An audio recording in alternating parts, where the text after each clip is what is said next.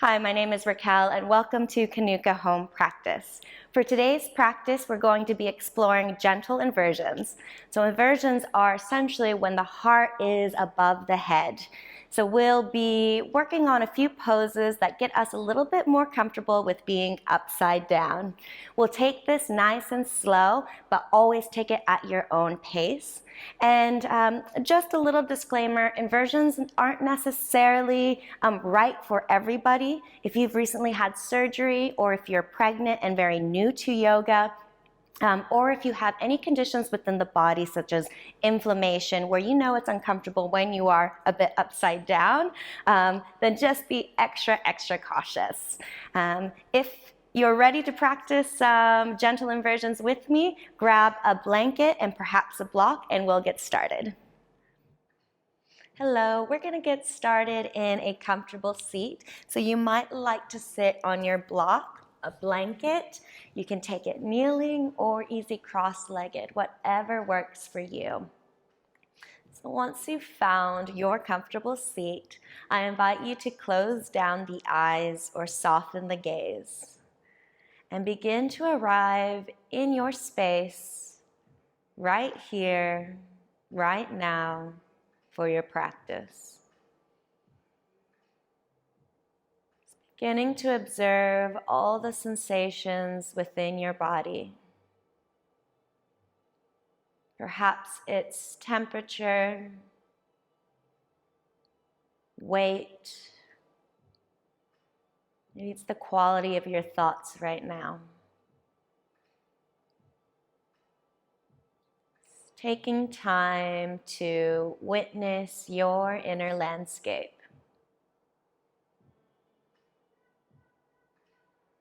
Letting go of any judgments and just observing yourself as you are.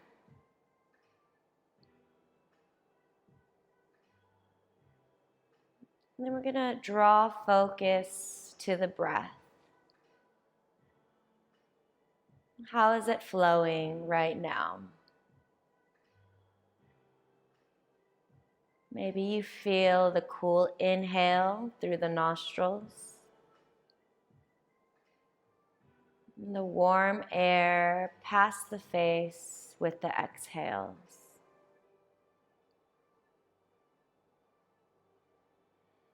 Maybe with every inhale, you draw the crown of the head upwards. And as you exhale, grounding the tailbone and the sit bones further into the floor.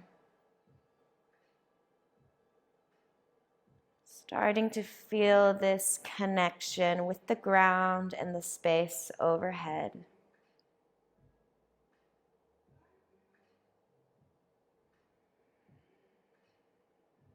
Taking a few more rounds of breath.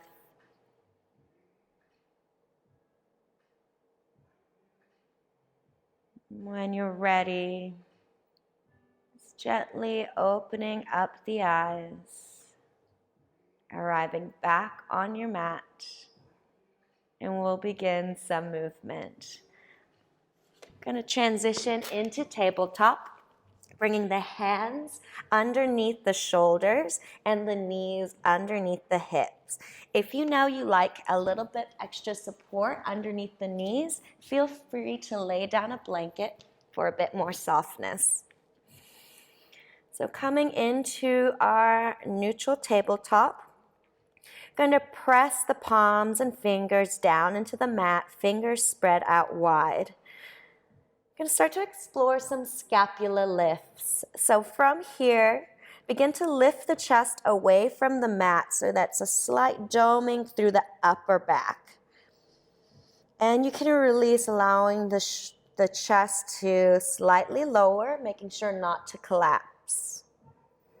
And then here we go, lifting the upper back only so that the shoulder blades expand away from each other. And you raise the torso up through the shoulder joints. And you can release, allowing that chest to find a more neutral position. And lift the body up. So we're exploring the mobility of the shoulder joint here, and that sensation of lifting away from the floor just with the upper back. Maybe do 1 to 3 more scapula lifts here. And coming back into a neutral tabletop, going through some cat-cows next. So feel free to go at your own pace. But inhale, drop the belly, lift the tailbone, widen those collarbones as the gaze comes forward.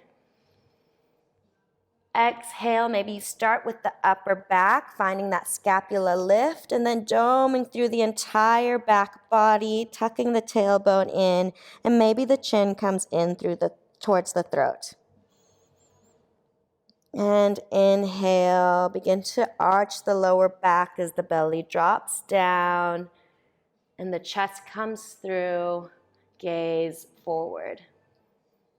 Exhale, start with that scapula lift. Lift through the upper back, mid back, dome through the lower back as you tuck the tailbone and the chin. And continue like this for a few more rounds of your cat-cow. Going at your own pace, exploring any spaces here, bringing any free movement that you know feels good for you.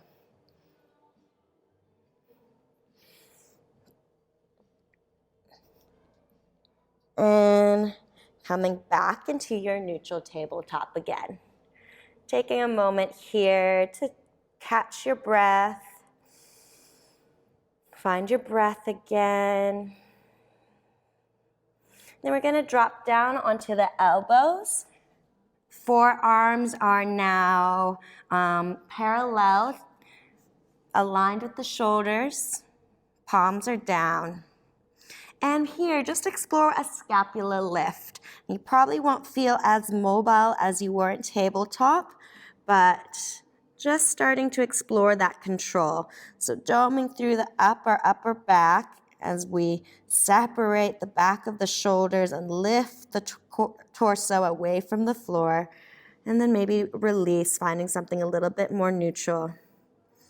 And scapula lift here. So again, not as exaggerated as when we're in tabletop, but still a similar sensation. And sit back into your child's pose, taking the knees out wide. Your forehead can rest onto the mat here. Lengthening out the arms. And creeping those fingers all the way to the left top corner of the mat. Finding a little side stretch here as both hips draw down towards the heels. Breathing into the right side body. And coming through center, take the fingers to the right corner of the mat. Finding this left side body stretch. As you inhale, maybe noticing the ribs expand. And bringing the hands back to center, finding your traditional child's pose. Okay, so we're going to find a cradle for the crown. So we're going to interlace the fingers, open up the palms so that they create a flat surface and they're facing towards the body here. Now, keeping the forearms and the elbows grounded, you're going to shift forward and place the crown of the head down onto the mat and allow those palms and fingers to create a little bit of a sling or basket to support the top of the back of the head. So here we are in a little crown cradle. Just take a moment here to explore how it feels to allow those hands and those elbows and the forearms to support the head. Explore that scapula lift. So we're going to lift the tops of the shoulders away from the mat, feeling a little bit more pressure onto the forearms and elbows and into the hands. So it's quite a light sensation at the crown of the head. You may like to give your Chin, a slight tuck, starting to find more length through the back of the neck. As we become comfortable with this upside down perspective, you're looking through the legs underneath. You might be able to see your toes and your knees and the tops of your thighs. Finding a steady breath here. So you'll notice the heart is above the head here, this gentle inversion. And you can press back into your child's pose. Going into our down dog, you're going to tuck the toes, press into the palms, lift up the hips, finding your first down dog. Generous bend in the knees at first will help you bring some length into the spine as you draw the tops of the shoulders away from the arms, extending the arms, finding evenness with the palm of the hand through the palms of the hands. So we lift the tailbone up into the sky. You can begin to walk out your dog, starting to find some length in the back of the hamstrings. And if you're feeling comfortable in your down dog, try closing down the eyes. Notice how that might change your perspective. So finding stillness, finding your breath here in this inversion of down dog. Begin to step forward to the top of the mat, finding forward fold. Allowing the crown of the head to fall forward. You can modify your forward fold to suit how your body feels today. That might mean a slight bend of the knees. You can rest your elbows onto your thighs if you'd like. So taking your forward fold in ragdoll or allowing the arms to dangle, fingers drawing down towards the toes, whatever works for you. When you're ready, grounding down through the feet, begin to slowly rise on up as if you're stacking that vertebrae one at a time. Inhaling the arms up, palms meet at the top, and you can exhale the palms down the center line towards the heart. Taking a moment here to breathe in your Tadasana or mountain pose. Just lifting up through the crown of the head again as you feel that connection with the ground through the heels and the soles of the feet. And we'll begin our short flow today. So we're going to take a step back with the right leg. Toes down, heels up. Inhale for your high lunge. Hips are facing forward here as we lift the back of the thigh up into the air. Finding a nice strong stance here that works for you. And then we're going to bring the right hand down to the inside of the foot here, finding a revolved lunge. Left hand up in the air for a twist. Shoulders are stacked, crown of the head tracking forward. And you may like to bring a block here for a little bit extra height. Explore straightening out the front leg and turning that twist into a triangle. So option to use the block, finding revolved triangle. And you can bend through the front knee. We'll lower our lunge. You can drop the back knee here. Inhale, find your low lunge. Pressing down into the front foot, hips facing forward. Activating the legs here, so maybe a sensation of squeezing them in. And then exhale, bring the hands down to the mat here. We're going to move into a standing split. So bringing the hands down onto the floor, we're going to lift up the back leg. A little micro bend in the standing leg is totally okay. And it doesn't matter how high the back leg goes. We're just going for a feeling of stability with the palms and the standing leg. As you notice, our heart is above the head here for this inversion. So your leg can be way up high if that's your range, or you can have that standing leg bent and just hovering that back foot slightly above the mat. Plenty of options here for your standing split. And bringing that raised leg to meet your standing foot. Coming into a bit of a squat, we're going to inhale up for our chair pose.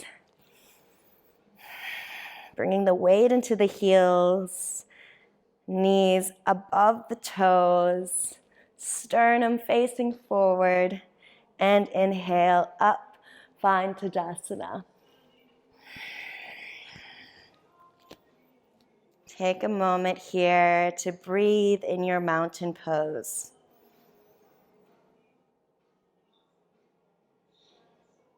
Let's do that on the other side. Take a big step back with the left foot. Heel up, toes down. Inhale for your high lunge. Hips are facing forward. Feeling an evenness between both feet. And drawing the left hand to the inside of the foot, raising the right arm up into the air for your revolved twist. Stacking the shoulders, crown of the head pointing forward for a neutral neck. You might need to plug the right hip back as it can tend to start to sway forward. And option to bring the block underneath the hand as you straighten out the front leg for a revolved triangle. Bringing in a slightly different sensation here through the front leg. Breathing here. Then we're going to lower the back knee and find your low lunge. Inhale up. Hips are still facing forward here for this lunge. And bringing the hands down to the top of the mat. Begin to bring weight into the standing foot and your hands, finding your standing split. Remembering that your raised leg can be as high as you'd like. You can also bend through the standing foot. We're just aiming to get the head below the heart for this inversion. And we're going to lower the back leg to meet your standing foot. Inhale, find your chair pose.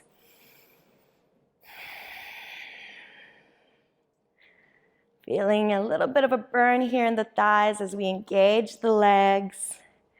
Inhale up for your Tadasana.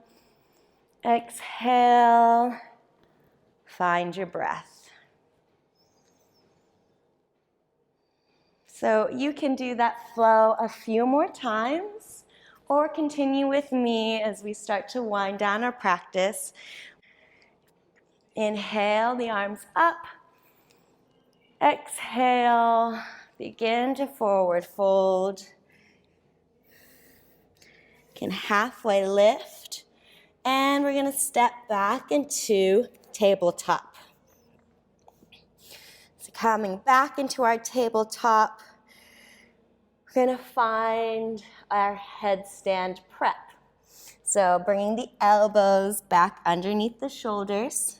Forearms are in railroad tracks parallel to each other. You're going to find that wall or basket with the palms, interlacing the fingers.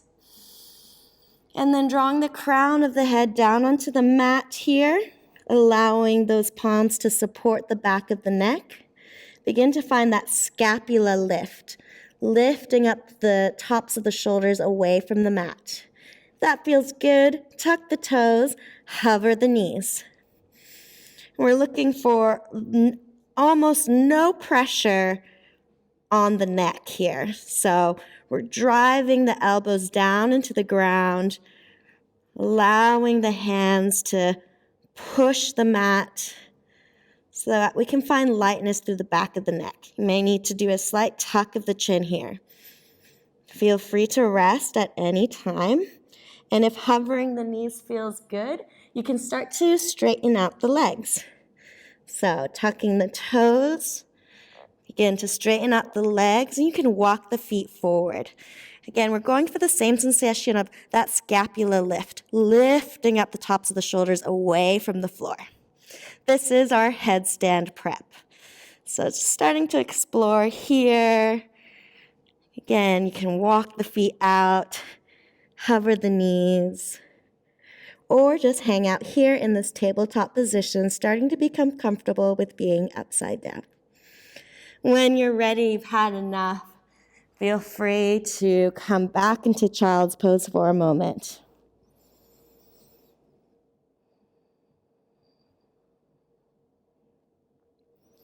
And we'll lift up the torso. Swing the legs around.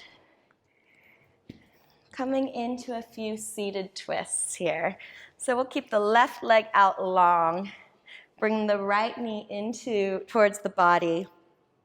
And place the right foot on the outside of the left leg. You can give the knee a hug with the left elbow, coming in for a twist towards the right. Taking whatever variation works for you. You might like a different variation with the arms. So just listening to your own body, going in whatever way works for you. And coming back to center, you can take a little counter pose if you'd like. Extend both legs out and then give the left knee a bit of a hug. Place the left foot on the outside of the right leg. Turn over to the left. Maybe hugging that knee with the elbow or bringing the elbow to the outside of the thigh. Whatever works. And returning back to center, you can have a little counter pose here. We'll extend the legs back out. Going to recline down. Soles of the feet down on the floor, knees bent, pointing up towards the ceiling. Okay, taking a moment here in constructive rest. We're going to do 3 rounds of bridge pose. So bring the palms down onto the mat by the hips. And when you're ready, press into the soles of the feet, lifting up the hips. So maybe they just lift up a little bit. We are doing this 3 times. And so a little tuck of the chin can bring length through the back of the neck. Squeezing the glutes, drawing the thighs close together if the knees have splayed out. And then as you exhale, begin to roll the spine down onto the mat. And we'll go into the second round of bridge, inhaling the hips up. Maybe the belly rises this time. Maybe the chest lifts a bit higher. And as you exhale, begin to lay the spine back down onto the mat, feeling the lower back press into the floor. And the last round, you might find a little bit more height here as you inhale the body up, and maybe the hands interlace underneath the body. And exhale, coming back into constructive rest. So last pose before we seal our practice is going to be a supported bridge of some sort. So you might like to bring a block, if you have one, underneath the sacrum, or you can even roll up your blanket or grab a cushion and place it underneath the hips or the sacrum here. So again, just aiming to bring the heart a bit higher than the head. So finding your version of a supported bridge. If you want to skip out on bridge, you can come into waterfall with or without a prop. Another great inversion. So whatever last pose you choose, taking a few breaths here, allowing the blood to flow, to move towards the heart and the brain.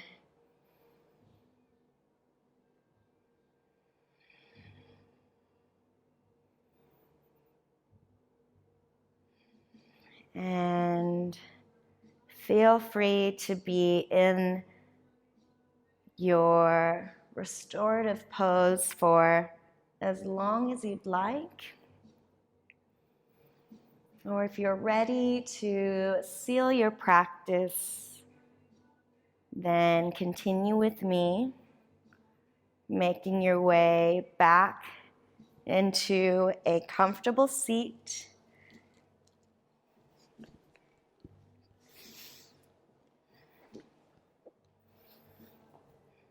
Finding a lift with the crown of the head, grounding down with the tailbone.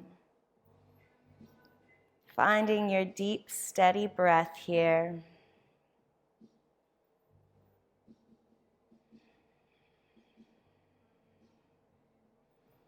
And just taking a moment for a little bit of gratitude, making time for your practice today, exploring new perspectives,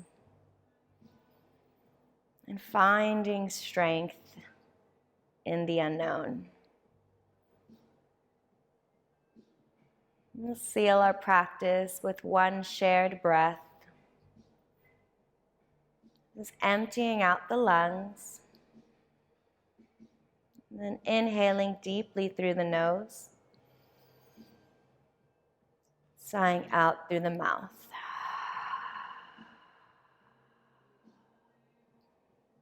Thank you for letting me guide you through your practice today. Namaste.